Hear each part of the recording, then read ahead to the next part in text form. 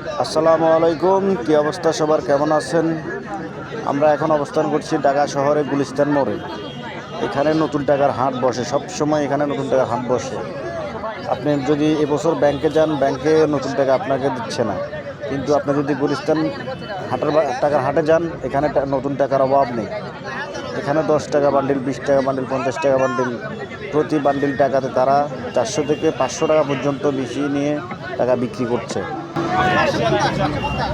ভাই কত 10 টাকার বান্ডিল কত?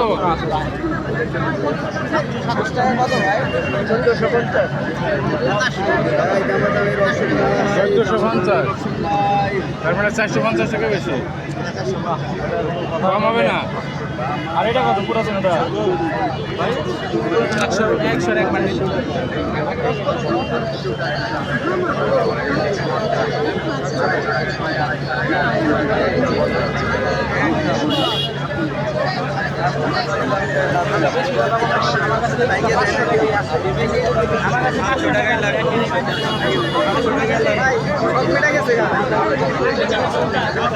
টাকা 2050 আসে আর কি।